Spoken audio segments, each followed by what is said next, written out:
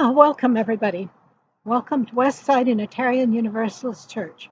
I'm Suzanne Molnar. I'm a member of the worship committee and the worship associate for today. Today we have a very special service, not only the topic, but something we haven't done before.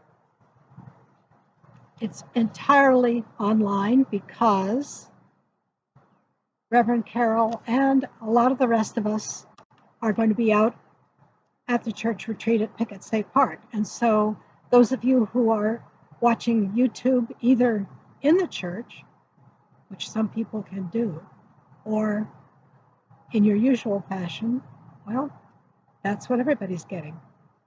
Westside is a community committed to caring about and caring for the earth.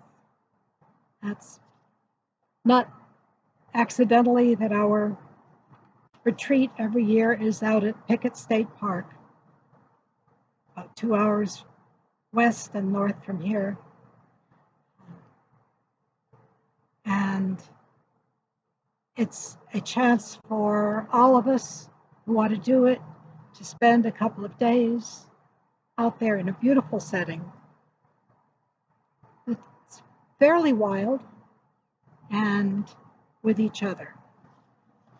The service today by Reverend Carol is Welcome to the Wild, exploring the wild church movement. And East Tennessee Earth Church is starting here at Westside one Sunday a month in the afternoons. The first one will be November the 20th at 3 o'clock. You can check the website for more information. That is the only announcement. We go next to the Chalice lighting.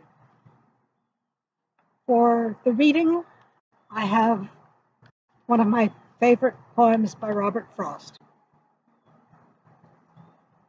Come with rain, you loud southwester, bring the singer, bring the nester.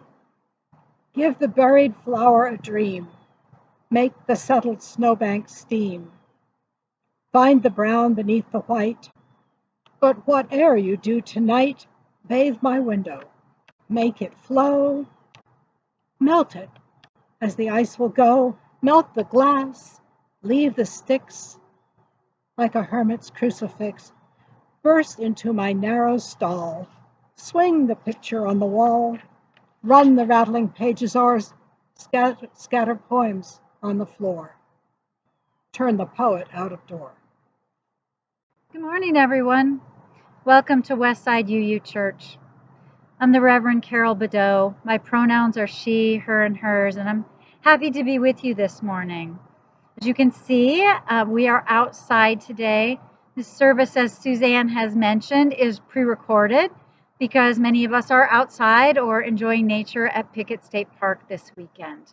Thought you might enjoy, those of you who haven't been here, a little tour of Westside, just a little sense of what our grounds are like. Westside sits on just under 5 acres of land in Farragut, and we have on our grounds, as you can see, I'm sitting in the playground. In front of me is what our large playground, our structures, our tire swing. Behind me, you can see the fence. That's the edge of the playground. We have a memorial garden. We have a number of acres of just sort of open land. We have a creek, a small creek down the hill, and we are on the edge of a greenway, so we actually are connected to a much larger greenway system. So when the church was established over 30 years ago, this piece of property was treated with great care by the founders, and we cherish it and we treasure that we have this beautiful space as part of the land and the resources we steward as part of this congregation. One of the principles of Unitarian Universalism is stewardship of the earth, care for the earth, and what we call the interdependent web of all life. So here, on these grounds, we have lots of species of birds. We have occasional deer that wander through the property. I've seen foxes on the property, rabbits. Down at the creek, which is seasonal, it's not always wet, but down at the seasonal creek, sometimes we have great blue herons, ducks. We've had mama ducks lay their eggs in our flower beds near our parking lot before. So it's a beautiful space, and it's something we treasure and something we are really trying to deepen our relationship with as a ministry of Westside. So as part of that, I want to tell you about, as Suzanne mentioned, Earth Church and the Wild Church movement. So a few years ago, pre-pandemic, I heard someone mention this new movement called the Wild Church movement. And I was sort of interested. That I'm personally an earth-based spirituality person, and so I found that fascinating, and I looked at it. I Googled the website, which at that time was relatively new and not very well developed. There weren't many organizations, churches or separate groups involved with it at that time a few years ago. And so I looked at it and I let it go.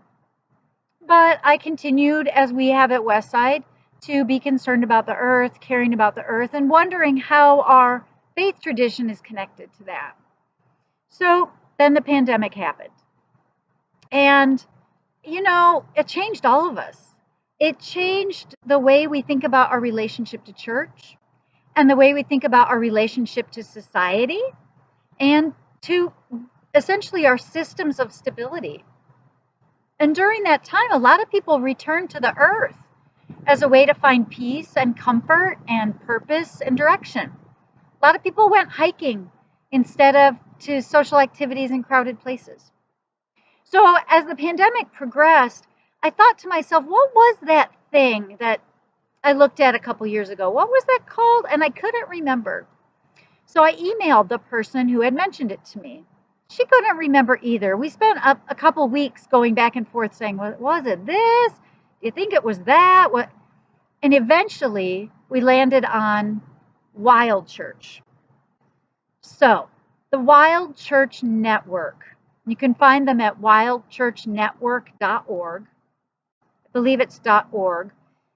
Wild Church Network. If you just Google it now, you will find a much more robust series of interconnected organizations, including schools and training programs, that are rooted all in this idea of connecting our spirituality to the earth. The Wild Church Network was originally founded in 2016, and it is growing exponentially across the United States. The leaders of the Wild Church Network describe it this way. They say it is a network, it is an emerging community of eco-spiritual leaders organized to nourish the spread of what they call wild churches. It began as a phenomenon of isolated pastors and spiritual leaders taking prophetic and courageous steps in their radical vision to leave buildings, to connect with the natural world, to restore sacred relationship. So this is an interesting concept. The concept was that, and this was originally rooted in the Christian tradition, although it has spread since its beginnings, a number of spiritual leaders, religious leaders, were finding that though their traditions spoke of stewardship of the earth, they didn't feel like there was enough of a direct relationship with the earth and with care of the earth. So they began saying, we need to actually go outside. It's hard to make a connection with the earth from inside a brick building. So the first virtual Wild Church leader gatherings, leaders who were starting to have these feelings and think these thoughts, they started getting together in 2016 and talking about this. And they gathered in person the first time in 2019. And this has grown and grown and grown. A number of leaders all across the US and in other places, I believe, are starting to have this idea that we need to take church outside, that the web of all existence, or all life as we call it in Unitarian Universalism, is out here. It's out where we can actually hear the birds, where we can feel the air and hear the sound of the leaves crackling under our feet, where the sunlight changes from day to day and the seasons changing is a real embodied experience. Not something we talk about looking out from inside a building, but something we experience directly. So what exactly is a wild church? What does that actually look like? So first, wild churches meet outdoors. That is one thing that they all have in common. There are varieties of different kinds of practices and traditions in the wild church movement. As I said, many of them are still rooted in the Christian tradition where it began. Others are rooted in other traditions. Buddhism, our particular wild church here at Westside, is rooted in earth-based Celtic practices and the Celtic Wheel of the Year, but they meet outdoors. Ours often meets right here in this area. They all have a commitment to reconnect us spiritually in very real ways with the actual earth. We try to remember and honor the indigenous peoples who took care of the land we are on before we got here. And we take note of the waterways, the connected lifeblood of the planet, the waterways and the water systems, the river basins and the river systems that each particular wild church is connected to. In a wild church gathering, we might, start by lighting a chalice, sharing a reading or a reflection or a meditation. And then the sermon part of it is 20 minutes of us each walking around or sitting around alone, taking 20 minutes to just be on the earth, to listen to the birds, to sit by the water, to smell the flowers, to notice the changing light, and if it's raining, to feel the rain on us. So we gather outside. Right now as I'm speaking, I have a number of insects. There are small insects walking across the screen of the computer. On my folder that's in front of me, there's a beautiful black bug with orange stripes. I've never seen one before walking across my folder. We take time to notice these things. Wild churches meet in urban areas. They meet in national parks. They meet on the grounds of brick and mortar churches like this one. They meet in backyards. Co-founder of the Wild Church movement, Victoria Loorz, in her book, Church of the Wild, How Nature Invites Us into the Sacred, says this: gathering in this way is more than connecting with the natural world in order to reduce your blood pressure or obtain any of the other proven benefits of time spent in nature. It's not even a sneaky way to get religious people to care about climate change. It is a movement of people who are taking seriously the call from spirit and from earth to restore a dangerous fissure. Spirituality and nature are not separate. At the core of the wild church movement is the idea, this deep sense, the disconnection from the earth herself, from food, from water, from air, from land. The disconnection from the sources of our life is at the root of innumerable social, cultural, economic, and environmental problems. To disconnect from the earth, to separate ourselves from what we at Unitarian Universalism call the interdependent web, it's not just unfortunate, it's lethal. In 2021, when I went back in search of this movement that I'd heard about earlier, I discovered that it had, partly as a result of the pandemic, grown much deeper, more structured, much more widely known, and had become supported by a wide range of people. It has strong theological and cultural roots. It is growing and evolving into a vibrant and, I would argue with many others, essential force in the religious and ecological landscape. So I was inspired by that, and I decided right away that I was going to sign up to be a wild church leader. And I signed up as the leader of I created what we call Earth Church East Tennessee. We are based on the grounds here at Westside. We meet each month, one Sunday afternoon a month. As Suzanne said, November 20th is our next meeting. We meet at 3 o'clock on one Sunday afternoon a month to sit together here on the grounds, to sit in a circle, to share poetry or inspiration, to listen to the sound of music and reflect, to enjoy these beautiful grounds and let them inspire us and call us back to who we truly are as part of the family of life. Now, after a few meetings of Earth Church, we've actually been doing that since earlier this summer. After a few meetings of that, the folks who are attending here decided they wanted some more formal, more ritual gatherings. And as I said, our Earth Church is based in the Celtic Wheel of the Year. So we've been holding some seasonal rituals as well at nighttime, during the week sometimes. We celebrate the Celtic holidays. So we celebrated Mabon, which is the autumn equinox. We celebrated here we have a fire circle here.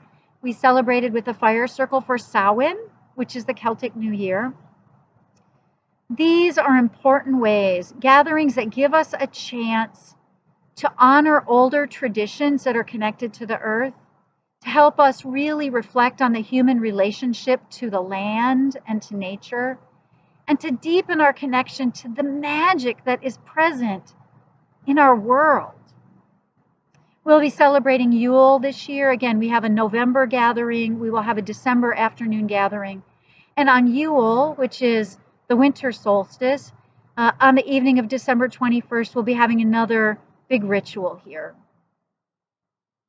So, as Suzanne told you, this weekend, lots of Westsiders are at Pickett State Park, participating in our annual church retreat. That's a place where we hike, where we have fire circles, where we sky watch in a dark meadow. These have always been important ways that this congregation has for many years honored our connection to the web of life. The Wild Church movement is an expression of this sentiment. The Wild Church movement addresses a deep human need, which is to connect with the land that gives us life, the land that ultimately connects all humans across political and economic and socio-cultural boundaries. We have one earth to care for altogether. So connecting in this kind of a context gives us a way to bridge gaps that might seem unbridgeable. We all need the air that we breathe. The air doesn't care whether you're in a red state or a blue state, whether you're in the poor part of town or the wealthy neighborhoods. The air travels across all those boundaries. The water flows across boundaries. And we all are nourished only in human bodies by the land. We all depend on it. So, I invite you, whatever you're doing today, later in the day, to contemplate your relationship with the earth that gives us life.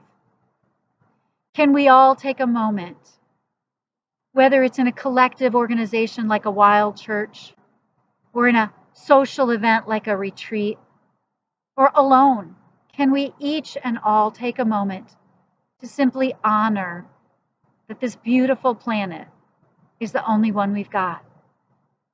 We need her, and she needs us. And that relationship is sacred and eternal. So, I'd hope to see you perhaps at some of our future Earth Church gatherings, maybe even at Pickett State Park next year when we gather again. Next week, we'll be back here at Westside on Sunday morning with another service indoors. This is going to be another service in our series about what the heck are we doing. Next week, we'll be talking about what the heck is a minister for and do we really need one? So I hope you'll tune in for that, maybe join us here. And on the 20th of November, if you feel so inclined, join us in the afternoon for our Earth Church at 3 o'clock. At the end of our services, we extinguish the chalice, which is the symbol of our tradition. And we say this: we extinguish the chalice, but not the light of seeking for truth, the warmth of community connection, or the fire of passion for justice, and for our values. We carry these in our hearts until we are together again.